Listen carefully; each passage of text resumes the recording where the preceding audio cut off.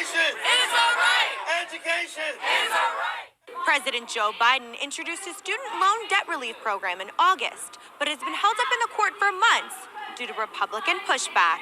Today, the Supreme Court will hear two separate oral arguments that will ultimately decide the legality of Biden's plan. Using the authority Congress granted the Department of Education, we will forgive $10,000 in outstanding federal student loans.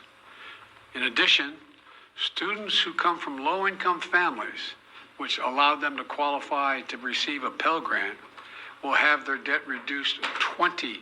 Demonstrators gathered at the Supreme Court to voice their support for Biden's debt relief plan, as the fate of millions of student borrowers hangs in the balance.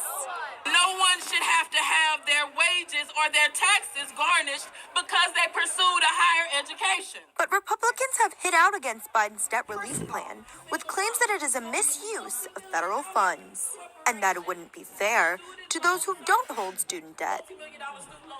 Working people who chose to avoid taking on debt should not have to bail out high-earning doctors, lawyers, and dentists. Liberal professionals with elite degrees and massive earning potential get a giant handout, and working people in rural America get the bill. Democrats argue that Biden's plan is valid because previous administrations have enacted similar initiatives. Was it a misuse of federal funds to help out our businesses when they were struggling during the pandemic?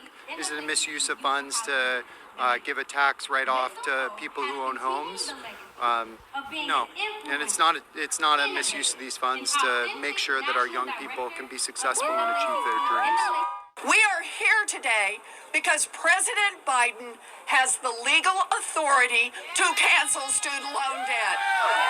It is exactly what Donald Trump did. And not one Republican, not one, raised an objection. He canceled for rich people, and not one court raised a single question. And demonstrators said that the only way the next generation can achieve access to higher education is through debt relief.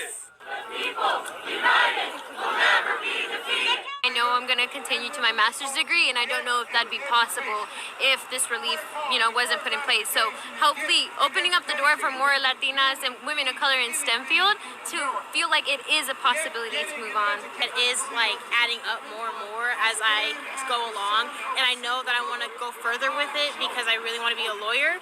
So I know it's going to be a lot more for me. It's going to be way harder for me to get there if I still have the student debt accumulating. And if this country is going to maintain its economic position in the world, we need the best educated workforce in the entire planet. The Biden administration has said they expect the pending cases to be decided by the end of the court's term in June. If Biden's plan is shot down in the courts, student borrowers will be forced to start repaying loans as early as August 2023. Christine Quayle for the Washington Examiner.